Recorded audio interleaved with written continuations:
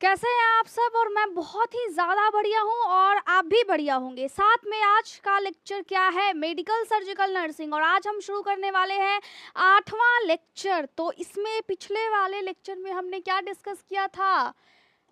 बताइए, किसी को याद है? तो लेक्चर 8 है ये, और ये MSN यानी कि मेडिकल सर्जिकल नर्सिंग, या फिर अगर कोई अदर कोर्सेज के भी छात्र हैं और जिनको डिजीज पढ़ना है। हमने एनाटॉमी एंड फिजियोलॉजी में क्या पढ़ा था? हमने पढ़ा था किडनी के बारे में। अब किडनी कैसी होती है, क्या होता है, उसका स्ट्रक्चर हम अभी पढ़ रहे हैं। तो यहाँ पे हम मेडिकल सर्जिकल नर्सिंग में उसके डिजीज को पढ़ते हैं, उसमें होने वाले रोगों को पढ़ते हैं। तो अगर आपको पता नहीं है तो फिर जान लीजिए। और आज अभी आप कॉपी पेन बॉटल लेकर के बैठिए और इधर उधर आपको नहीं उठना है, बीच में उठ करके नहीं जाना है। आप अच्छे से तैयारी कीजिए, साथ में मैं आपके साथ हूँ, मैं आपको हिंदी में सारी चीजें बताती हूँ। तो स्टार्ट करते हैं, शुरू करते हैं। तो आज का लेक्चर क्या है? ये दिख रहा है आपको, किडनी में हो गया सिस्ट। तो किडनी सिस्ट लेक्चर नहीं है। आज का जो लेक्चर है उसको हम बोलते हैं पॉलीसिस्टिक किडनी डिजीज। अब इसका मतलब क्या है? पॉलीसिस्टिक। अब यहाँ पे थोड़ा सा हम समझेंगे कि इसको शॉर्ट फॉर्म में क्या बोलते हैं, PKD बोलते हैं। और पॉलीसिस्टिक का मतलब क्या है? पॉली मतलब अनेक, बहुत सारे, और सिस्टिक का मतलब होता है सिस्ट। किडनी का मतलब होता है किडनी, और मेडिकल टर्म में हम इसको बोलते हैं रीनल। डिजीज का मतलब होता है रोग, यानी कि ऐसा रोग जिसमें किडनी में बहुत सारे सिस्ट बन गए हैं। अब सिस्ट क्या होता है? सिस्ट अभी जैसा कि मैंने आपको दिखाया कुछ इस टाइप का। आपका जो नॉर्मल किडनी है, आपका जो नॉर्मल किडनी है कैसा होगा? ऐसा होगा। लेकिन अगर वही हम देखें कि आपके किडनी में, आपके नहीं, भगवान ना करे किसी को ऐसा हो, लेकिन आप अगर देखते हैं कि किसी के साथ ऐसी समस्या जब आ जाती है तो कैसा हो जाता है, तो उसके किडनी में कुछ इस टाइप का हो जाएगा, जैसे आपके गालों पे पिंपल हो जाता है।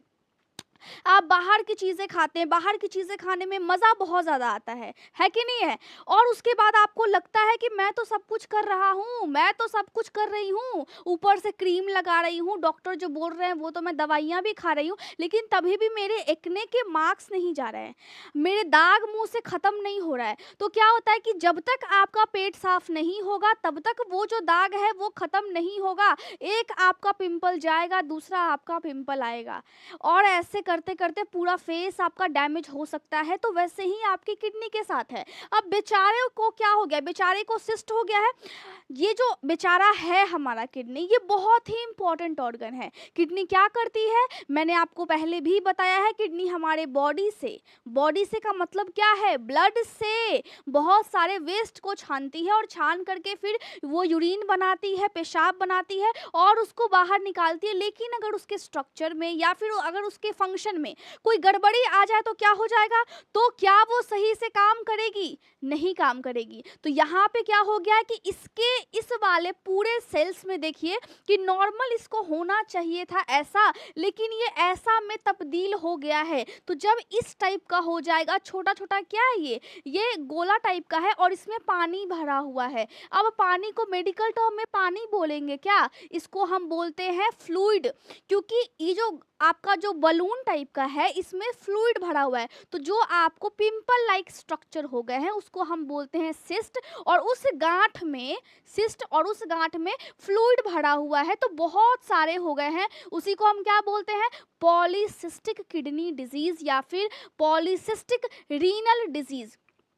अब आपके मन में ये ख्याल आ रहा होगा कि या तो ये जो प्रॉब्लम है वो बच्चों को नहीं होता होगा, या सिर्फ बड़ों को होता होगा। सिर्फ बड़ों को नहीं होता होगा, या तो सिर्फ बच्चों को होता होगा, या अचानक से कभी कभी किसी किसी व्यक्ति को हो गया होगा।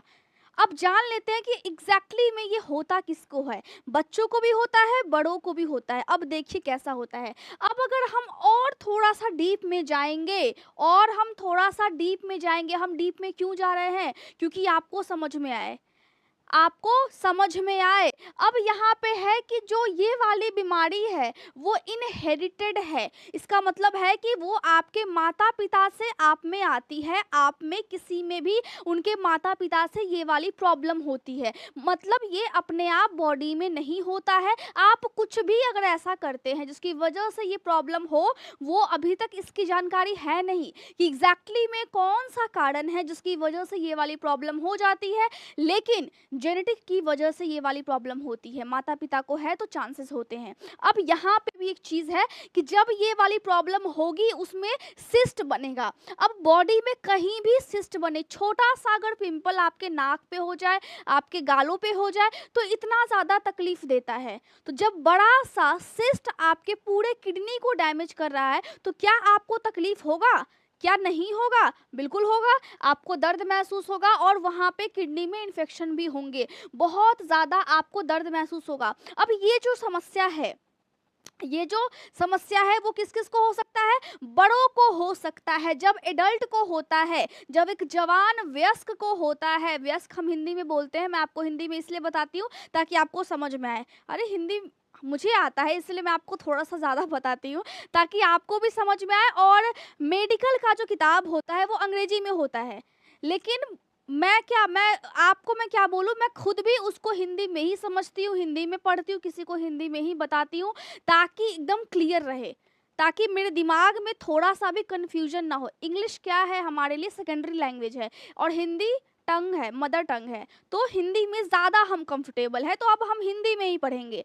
इम्पॉर्टेंट नहीं है कि आप अंग्रेजी में ही पढ़ो, आप अंग्रेजी में आंसर देते हो, आप अंग्रेजी में लिखते हैं, आप बोल नहीं पाते हैं, लेकिन बहुत से लोग समझ पाते हैं, तो वो चलेगा, बिल्कुल चलेगा, क्योंकि जितना आपको सीखना है, जितना आपको जानना चाहिए, उतना आपको आ रहा है। बाकी आप हिंदी में पढ़ो, मैं यही बोलूँगी कि आप हिंदी में पढ़ो, जो लैंग्वेज आती है आप उसमें समझो ताकि आपको समझ में आए। आपको पढ़ाई से मतलब है, लैंग्वेज से आपको मतलब नहीं है। तो हिंदी इंग्लिश नहीं करना है, थोड़ा सा इसको अच्छे से लेकर के चलना है, जिसमें जो इंसान कंफर्टेबल है हम उसी के हिसाब से पढ़ेंगे। हम और आप हिंदी में कंफर्टेबल है तो हम और आप हिंदी में ही पढ़ेंगे। अब यहाँ पे देखिए ऑटोसोमल, ऑटोसोमल का मतलब क्या है? ऑटो का मतलब होता है सेम सेम, ठीक है। तो यहाँ पे जो डोमिनेंट है मम्मी और पापा में से आ सकता है। तो ये जो एडल्ट को हो रहा है वो दोनों में से किसी एक के क्रोमोसोम में प्रॉब्लम है, क्योंकि ये जो प्रॉब्लम होती है ना, वो पापा के क्रोमोसोम में अगर दिक्कत है तो दिक्कत हो सकती है, मम्मी के है क्रोमोसोम में तो दिक्कत हो सकता है। दोनों को प्रॉब्लम नहीं है, किसी एक को दिक्कत है, किसी एक के क्रोमोसोम में दिक्कत है। अब हम सब जानते हैं 23 जोड़ा होता है, ठीक है। अब इसमें से जो 22 पेयर होता है वो लगभग क्या, वो एक टाइप का होता है। 22 पेयर जो क्रोमोसोम होते हैं वो एक टाइप के होते हैं। अब इन 22 में से किसी एक में एक क्रोमोसोम गड़बड़ हो जाता है वहाँ पे, ठीक है। तो ये अडल्ट को होता है और ये आपको जेनेटिक मिलता है, मम्मी और पापा के क्रोमोसोम में से किसी एक के क्रोमोसोम में दिक्कत होता है। अगर हम इनमें से माने किसी के मम्मी पापा को कोई दिक्कत है ही नहीं है, मान लिया कि एक आदमी है जिसका नाम रमेश है और उसकी पत्नी जो है वो है काव्या है, ठीक है। तो रमेश और काव्या दोनों की शादी करवा दी गई, ठीक है। अब दोनों में से रमेश को दिक्कत है, लेडीज को भी दिक्कत नहीं है, सिर्फ रमेश के क्रोमोसोम में दिक्कत है। अब रमेश और काव्या के जो बच्चे हो गए, मुन्नी और मुन्ना, ठीक है, मुन्नी और मुन्ना जो भी बच्चे हो गए, तो दोनों बच्चों को ये जो प्रॉब्लम है वो होने के चांसेस 50-50% है। मतलब आप समझ गए होंगे कि रमेश और काव्या के 2 बच्चे हैं, मुन्नी और मुन्ना। अब दोनों को 50-50% ये चांस है कि दोनों में ये वाली समस्या हो जाए, ठीक है, इस वाले कंडीशन में। दूसरा क्या है? Infantile polycystic. अब दूसरा ये होता है कि एक जन्मजात बच्चे को हो जाता है प्रॉब्लम, और बच्चा कभी कभी मर भी जाता है और उस बच्चे को जन्म से ये वाली दिक्कत रहती है। तो वो दिक्कत कैसे आती है? उस दिक्कत को हम क्या बोलेंगे? इन्फेंटाइल पॉलीसिस्टिक किडनी डिजीज या फिर autosomal recessive polycystic kidney disease. अब इसमें क्या हो गया? रमेश और काव्या दोनों में से किसको था? दोनों में से रमेश को था, काव्या को नहीं था। अब रमेश और काव्या का हो गया तलाक। अब दोनों में बिल्कुल नहीं बना। इसको पिज्ज़ा पसंद है, ये बोलती है कि रोटी खा लो, ये बोलती है मैं नहीं बना रही, ये खाना नहीं दे रही है, तो तलाक हो गया है।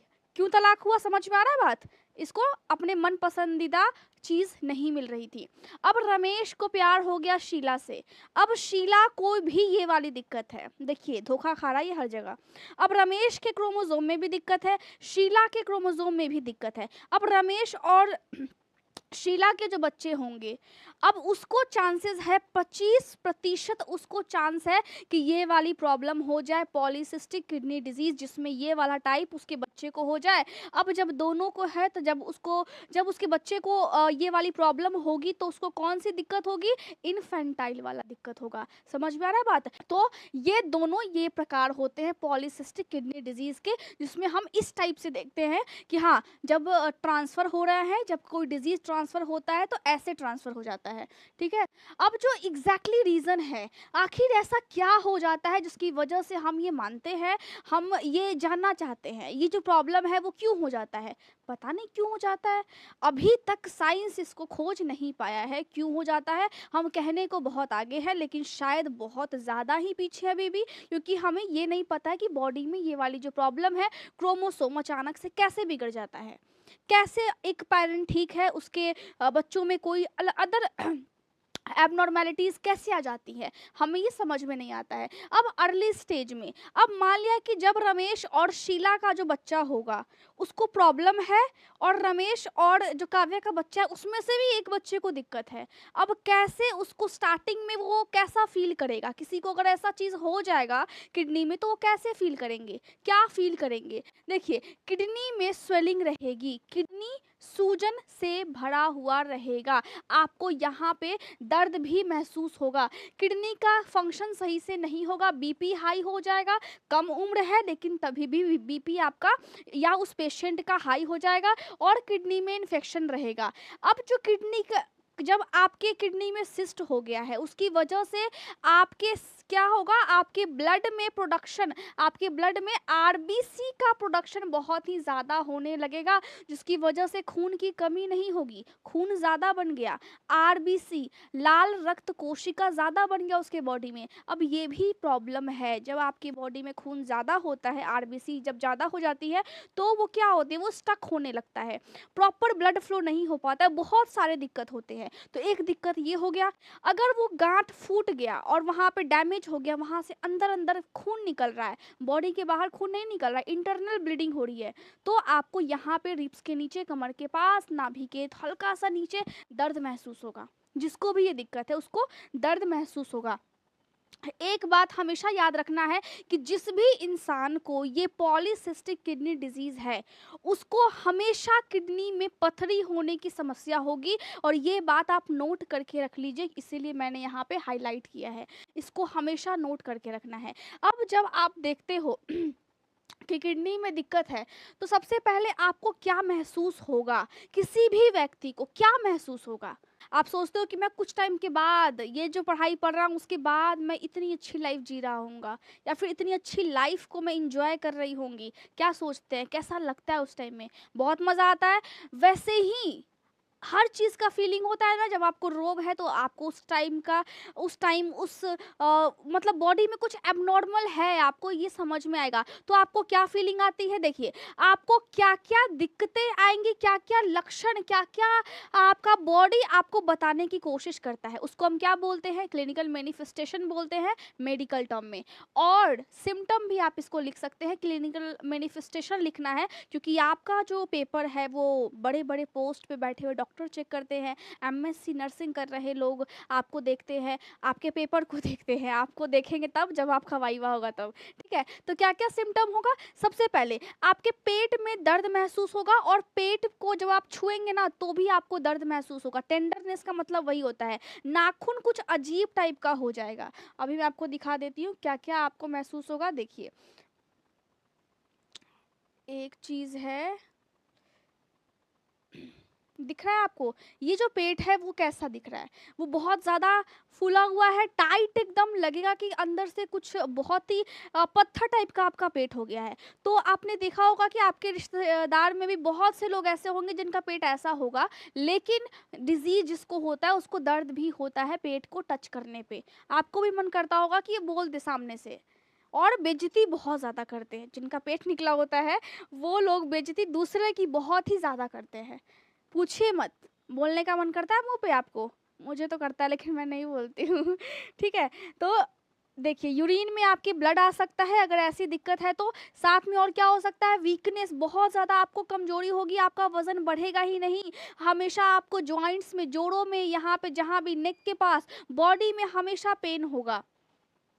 अगर हम देखें तो नाखून देखिए इस टाइप का नाखून होगा और नाखून अजीब होगा, बहुत कमजोर, बहुत ही वीक और टूट जाना। और नाखून यहाँ पे हल्का हल्का पीला पीला भी। और स्किन देख रहे हैं किस तरीके से आपका स्किन निकल रहा है। आपके पेट में दर्द महसूस होगा, जिसको पीरियड्स आते हैं उनको लगेगा कि उनको पीरियड्स के दर्द है, लेकिन अलग टाइप का आपको दर्द होगा। पेट में आपके ऐंठन भी होगा। और एक और प्रॉब्लम हो जाती है, जब भी ऐसा दिक्कत होता है तो लोगों को ब्रेन एन्यूरिज्म हो जाता है। वो क्या होता है, ब्रेन में बहुत सारे नसें हैं ना, तो उस नस में दो टाइप का नस होता है, मैंने आपको बताया था। एक आर्टरी होती है और एक वेन होता है। तो जो आर्टरी है वो लाल वाली होती है, इससे ऑक्सीजन वाली ब्लड पास होती है बॉडी में, ठीक। एक्सेप्शन भी है। अब ये जो नस है ब्रेन में, ये नस कहीं से अगर वीक हो जाए, कमजोर हो जाए, तो वो बलून की तरह ऐसे फूल जाती है। अब जब नस फूल गई बलून की तरह इस टाइप से, उसी को हम क्या बोलेंगे, एन्यूरिज्म बोलेंगे। तो जब भी किडनी में ये वाली समस्या होगी, इसका मतलब है कि ब्लड सही से फिल्टर नहीं हो रहा है और ब्लड की प्रॉपर बॉडी में रेगुलेशन नहीं हो रही है। तो इसीलिए आपको ये वाली प्रॉब्लम है, ये वाला दिक्कत है। तो इसीलिए मैंने क्लिनिकल मैनिफेस्टेशन में सारी चीज़ें लिखी है। रात को पेशाब बहुत ज़्यादा आएगा, आप दूसरों की नींद को डिस्टर्ब कर देंगे, दूसरे बोलेंगे कि क्या यार कितनी बार जाता है तू, है ना। कितनी बार बार बार उठा दिया। फिर सुबह में सब आपको ही बोलेंगे। और कभी कभी हो सकता है कि आप यूरिनेशन करते टाइम में आपको ये भी ध्यान ना रहे कि आप बेड पे हो, क्योंकि ऐसा हो जाता है सोते सोते, बच्चों में अक्सर हो जाता है। बचपन में बहुत से लोग बेड पे सुसु पॉटी सब करते हैं, लेकिन 6-7 साल होने तक या फिर 8 साल 9 साल कई किसी किसी का चलता है, ठीक है। तो लेकिन कभी कभी अब नॉर्मल भी है, कभी कभी नॉर्मल भी है, कभी कभी अब नॉर्मल भी है। अब नॉर्मल होगा तो वो समझ में आ जाता है। अब पेनफुल मेंस्ट्रुएशन, अगर एक महिला है और उसको पीरियड्स हो रहे हैं, बहुत ज़्यादा उसको दर्द महसूस होगा, आपके नाभि के नीचे आपको दर्द महसूस होगा और कमर के पास, और किडनी में हमेशा इन्फेक्शन होगा, बहुत ज़्यादा आपको चक्कर आएंगे। साथ में और क्या हो सकता है, पेट की साइज बड़ी हो जाएगी, पेट फूलता चला जाएगा आपका, आपके जोड़ों में दर्द होगा, मैंने बता दिया। यूरिन में आपके यानी कि पेशाब में खून भी आएगा, आप देख करके शॉक, अरे भाई मुझे क्या हो गया अचानक से। कुछ सिम्टम कुछ कुछ आपको स्टार्टिंग में शायद समझ में ना आए, बॉडी देता भी नहीं है तो आपको दिक्कत हो सकता है। ब्लड प्रेशर हाई रहेगा। तो ये सारे कंडीशन ऐसे हो सकते हैं, जब भी किसी को ऐसा ऐसा दिक्कत आए, लगे कि कुछ एक्स्ट्रा हो रहा है बॉडी में, तो आपको सतर्क हो जाना चाहिए कि हाँ बॉडी में कुछ ना कुछ तो दिक्कत है, कुछ ना कुछ तो प्रॉब्लम है। ये आपको अच्छे से सीखना है। अब हम क्या करेंगे, पेशेंट ऐसा है, डायग्नोस्टिक इवैल्यूएशन करना है। इसका मतलब क्या है कि हम उसको अच्छे से चेक करेंगे, कंफर्म करेंगे कि आखिर उसको क्या दिक्कत है। डायग्नोस्टिक इवैल्यूएशन में फिजिकल एग्जामिनेशन सबसे पहले हम करेंगे। ये क्या होता है, ये आपके सर से लेकर के पाँव तक आप पेशेंट को देखते हो, पेशेंट के चेहरे का रंग कैसा है, पेशेंट के आंखों का रंग कैसा है, पेशेंट का स्किन कैसा है, पेशेंट का नाखून कैसा है, पेशेंट का हार्ट बीट कैसा है, पेशेंट का रेस्पिरेशन रेट यानी कि सांस लेने का दर कैसा है, श्वास दर कैसा है ना। और साथ में टेम्परेचर कैसा है, उसके बाल कैसे हैं, बाल ज़्यादा झड़ तो नहीं रहे हैं, बाल किस टाइप से है, कैसा रह रहा है, वो हाइजीन को मेंटेन कर रहा है, हाइजीन को मेंटेन वो नहीं कर रहा है, दांतों को साफ कर रहा है, दांतों को साफ नहीं कर रहा है, दांतों में कीड़ा लगा है, मुंह में छाला है या फिर नहीं है, कोई गिल्टी विल्टी तो नहीं है। समझ रहे बात को, सारी चीज़ों को जब हम बाहर से चेक करते हैं उसी को हम बोलते हैं फिजिकल एग्जामिनेशन। और बीपी आप चेक करेंगे, बीपी उसका हाई रहेगा अगर उसको पॉलीसिस्टिक डिजीज है तो। साथ में आप देखेंगे कि एब्डोमिनल मासेस और किडनी मासेस आपको देखने को मिलेंगे। ये कैसे होगा, अल्ट्रासाउंड, सिटी स्कैन, एमआरआई जब आप करेंगे तो आपको एक्स्ट्रा वहाँ पे ग्रोथ देखने को मिलेगा। कहाँ पे, किडनी में या फिर पेट में। एनलार्ज लीवर उसका जो है वो बड़ा, अपने साइज से बड़ा होगा। साथ में जब आप देखेंगे तो हार्ट जो है उसका, दिल जो है उससे कुछ अलग तरह का आवाज़ आएगा। हार्ट से एक साउंड आता है, ठीक है, उससे अलग हार्ट बीट का एक साउंड होता है, उससे अलग आपको साउंड सुनने को मिलेगा। हार्ट के वाल्व में फिर दिक्कत हो जाती है। हार्ट के वाल्व में दिक्कत कहाँ पे होती है, थोड़ा सा मैं आपको बता दूं कहाँ पे होती है दिक्कत। देखिए ये आपका हार्ट है, और ये जो हार्ट है, ये देखिए यहाँ पे वाल्व है ना, ये वाला, ये इस टाइप से। तो जब खून जब जाता है यहाँ से, ये इधर जाए इधर जाए इधर जाए, या फिर यहाँ से इधर आए, तो ये जो वाल्व है दोनों साइड, ये साउंड करता है, क्योंकि खून जो है उससे टकरा करके नीचे आती है, तो यहाँ पे एक तरह का आवाज़ निकलता है। और जब ये आवाज़ों में चेंजेस आने लगे, तो आप समझ जाइए कि हार्ट में कुछ ना कुछ दिक्कत है। और वो जो दिक्कत है वो आपको समझना पड़ेगा, क्योंकि आप मेडिकल लाइन से हो, आप पढ़ रहे हैं, तो कौन समझेगा। ठीक है, अब हार्ट में दिक्कत हो गया, ये हमने देख लिया। अब पेशाब की जांच करेंगे। पेशाब में, यूरिन में, आपके पेशाब में, पेशेंट के पेशाब में प्रोटीन ज़्यादा मात्रा में पाया जाएगा और खून भी पाया जाएगा। ब्लड काउंट करेंगे तो जो आपका आरबीसी है उसकी संख्या या तो बढ़ी हुई रहेगी बहुत ज़्यादा, या फिर बहुत ज़्यादा घटी हुई रहेगी। क्यों? क्योंकि वहाँ पे इरिथ्रोपोइटिन निकलने लगता है इस डिजीज़ के होने के बाद, जिसकी वजह से आपके खून में गड़बड़ी हो जाती है, स्पेशली रेड ब्लड सेल्स में।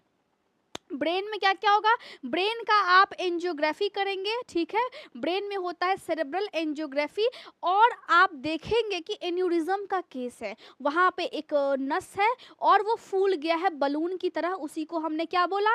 एन्यूरिज्म बोला है। स्पेलिंग भी ध्यान में देना है और साथ में टर्म्स भी आपको ध्यान में रखना है। अब आप पेट का अल्ट्रासाउंड, सिटी स्कैन, एमआरआई वगैरह कर लेंगे, और आईवीपी, इंट्रावेनस पाइलोग्राम करेंगे, जिसमें आप किडनी की स्पेशल स्कैनिंग करते हैं।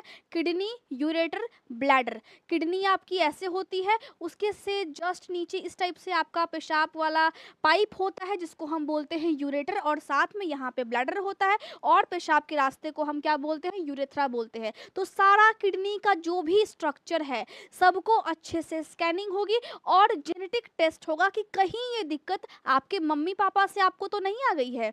तो ये सारे टेस्ट करने के बाद आप क्या करेंगे? आप उनको दवाइयाँ देंगे। अब दवाइयों का जो मैनेजमेंट होता है उसी को हम बोलते हैं ट्रीटमेंट या फिर मैनेजमेंट। इसमें आपको क्या करना है? इसमें आपका गोल होना चाहिए कि जो भी लक्षण आ रहे हैं उसको हम कंट्रोल करें, और आपके पेशेंट का कंडीशन और ज़्यादा कॉम्प्लिकेटेड नहीं होना चाहिए। आपका ये दो गोल होना चाहिए, क्योंकि एलोपैथी में जो अभी हम पढ़ रहे हैं मेडिकल सर्जिकल नर्सिंग, तो इसमें हम एलोपैथी की मेडिसिन पढ़ते हैं, क्योंकि सिलेबस में यही है। अभी हम होम्योपैथिक नहीं पढ़ रहे हैं, और मुझे आती भी नहीं है। आयुर्वेदिक नहीं पढ़ रहे हैं, मुझे आती भी नहीं है उसकी दवाइयाँ। लेकिन अभी हम क्या पढ़ रहे हैं? एलोपैथी पढ़ रहे हैं। तो एलोपैथी के हिसाब से इसमें कोई भी ट्रीटमेंट नहीं है। इसमें हम क्या कर सकते हैं? पेशेंट के बॉडी में लक्षण आएगा, उस लक्षण को कम कर सकते हैं। पेशेंट को कोई और दिक्कत ना हो, वो डिजीज़ ज़्यादा और ना फैले, इसको हम कम कर सकते हैं, रोक सकते हैं, है ना। दवाइयाँ दे करके उसको कंट्रोल करने की हम कोशिश कर सकते हैं। साथ में आपका पेशेंट अगर हाई बीपी से परेशान है तो वो दवाइयाँ देंगे आप। सोडियम आपको कम देना है, क्योंकि पेशेंट का बीपी हाई है। आपको खाने में कैलोरीज भी कम देनी है, ताकि उसका हेल्थ जो है वो ठीक ठाक रहे, उसका जो वेट है वो बिल्कुल मेंटेन रहे। लो फैट वाली आपको चीज़ें देनी है। अगर उसको पेशाब में इन्फेक्शन हो गया है, जिसको हम क्या बोलते हैं? यूटीआई, तो आपको एंटीबायोटिक्स देना है। और साथ में किडनी बिल्कुल डैमेज हो चुकी है तो आप सर्जरी कर सकते हो, डायलिसिस कर सकते हैं, किडनी का ट्रांसप्लांटेशन कर सकते हैं। मैं बताऊंगी इसको, मैं डिटेल्ड लेक्चर लूंगी इस पे एक एक, ठीक है। तो ट्रांसप्लांटेशन में क्या होता है कि किडनी आपकी किसी और की किडनी आपके बॉडी में जब लगती है, तो शायद बॉडी उसको रिसीव करे या फिर ना करे, उसको कहीं एक्सेप्ट करे या फिर ना करे, उसको डिनाई कर दे, रिजेक्ट कर दे, तो क्या होगा? तो आप बिना किडनी के रहेंगे क्या?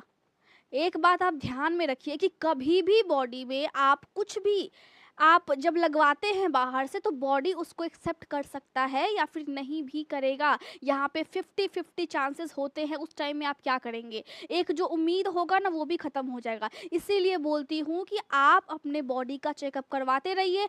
आप अपने बॉडी का जब चेकअप करवाते हैं तो आपको समझ में आता है कि ये दिक्कत है और मेरे बच्चों को ये चीज़ हो सकता है। अब बच्चों को होगा तो वो बच्चा क्या करेगा? बच्चा तो कुछ नहीं करेगा, आपसे उसमें गया है, वो बेचारा क्या करेगा? इसीलिए आपको डू यू नो सीरीज़ देखना चाहिए। मैंने उसमें बताया है कि जब आपके बच्चों को कोई चीज़ ट्रांसफ़र होती है, उस टाइम में आप पैनिक करते हो, उस टाइम में आपको समझ में नहीं आता है, उस टाइम में आप ध्यान नहीं देते हैं कि बच्चे को क्या दिक्कत हो गया है, बच्चे को यूँ ही छोड़ देना है, अरे ये ऐसे ही है, कुछ नहीं, वो ठीक हो जाएगा, बड़ा होगा तो। ऐसा नहीं होता है। छोटी सी चीज़ 5 मिनट अगर आप ध्यान से देखेंगे अपने बच्चों को और उस टाइम में अगर कुछ भी दिक्कत है, तो शायद वो ठीक हो जाए। बच्चा शायद बाद में नॉर्मली वो बड़ा हो पाए। बहुत से बच्चे एबनॉर्मल हो जाते हैं, जन्म के टाइम में ठीक होते हैं, बाद में एबनॉर्मल होते हैं। छोटा-सा गलती ही भारी पड़ सकता है, तो आपको ध्यान देना है। इसीलिए मैंने डू यू नो सीरीज़ 1 मैंने बनाया था, जिसमें मैंने 10 लेक्चर लिए हैं और उसको अलका मेडिकल क्लासेस ऐप पर जाकर के आप उसको देख सकते हैं, परचेज़ कर सकते हैं। और उसको मैंने इतने अच्छे तरीके से आपको समझाया कि देखिए, ये जो प्रॉब्लम है, कोई भी जब प्रॉब्लम होती है बॉडी में, तो आप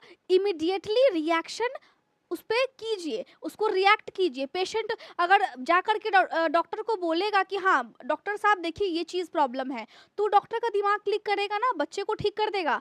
तो इसी तरह से आप अपने बॉडी का चेकअप करवाते रहिए, आपका बॉडी है, आप में अगर कोई दिक्कत है तो बच्चे को ट्रांसफ़र हो सकता है। तो ठीक है, आप अपना पहले इलाज करवाइए सही से। जब आपको लगता है कि फिर आपको फैमिली प्लानिंग करनी चाहिए, तब आप फैमिली प्लानिंग कीजिए।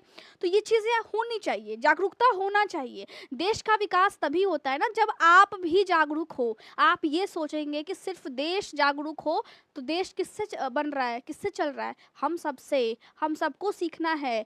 आपका बॉडी है, आपको सीखना है, आप समझते नहीं हो।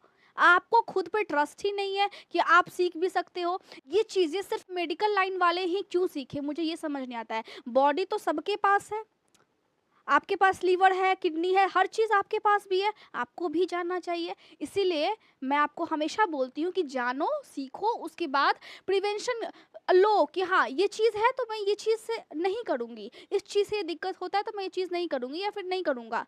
स्मोकिंग आपको करना नहीं चाहिए। एग्ज़ैक्टली स्मोकिंग से किडनी अचानक से डैमेज हो जाती है, कुछ भी हो जाता है।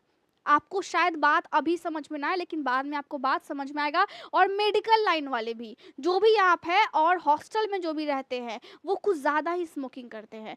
क्या ज़रूरी है कि आप जब मोटी-मोटी किताबों को पढ़ते हैं तो उस टाइम में आपको एकदम सिगरेट आपको पीना ही है, आपको सुट्टा मारना ही है? क्या ये इम्पोर्टेंट है? मुझे तो नहीं लगता इम्पोर्टेंट है, बिल्कुल नहीं है इम्पोर्टेंट। आप क्या कर रहे हो? आप हेल्थ को ख़राब कर रहे हैं। आप क्या पढ़ रहे हो और क्या आप अप्लाई कर रहे हो? आप पहले ये चीज़ समझो। हर चीज़ का एक लिमिट होता है और एक दायरा होता है। आप अपने बॉडी को, ये जो बॉडी है आपका, अभी हम जवान हैं तो ये बॉडी बिल्कुल ठीक है। लेकिन जैसे ही हम थोड़ा-सा और बूढ़े होंगे और बूढ़े होंगे और बूढ़े होंगे, तो ये ऑटोमेटिक वीक होने लगेगा। इसमें ऑटोमेटिक प्रॉब्लम्स आना शुरू हो जाएँगी। मशीन ही तो है, प्रॉब्लम्स तो आएँगे। तो आप मशीन को पहले से डैमेज कर दो, ताकि इसमें जब प्रॉब्लम आए तो वो प्रॉब्लम छोटा सा हो लेकिन वो बहुत ही बड़ा बन जाए। ऐसा नहीं करना है आपको। आप समझदार हो, आप समझ गए होंगे, तो मैंने आपको बता दिया है। कोई भी दिक्कत होता है जा करके आप टेलीग्राम ग्रुप को ज्वाइन कर सकते हैं, वहाँ पे आप मेरे से डाउट पूछ सकते हैं। कॉलिंग जो नंबर है वो बच्चों को दिया गया है, वो आपको कोई भी कोर्स के रिगार्डिंग पूछना है, कुछ भी आपको डाउट होता है आप पूछ सकते हो। और यूट्यूब पर 6 बजे लेक्चर आता है एमएसएन का, और रात में 9 बजे एनाटॉमी एंड फिजियोलॉजी का यूट्यूब और अलका मेडिकल क्लासेस ऐप पे बिल्कुल फ्री है, बिल्कुल फ्री। और ऐप पे पीडीएफ भी मैं डालूँगी, ठीक है? टाइम निकाल के मैं पीडीएफ आपके लिए डालूँगी, टेंशन मत लो आप। Thank you so much.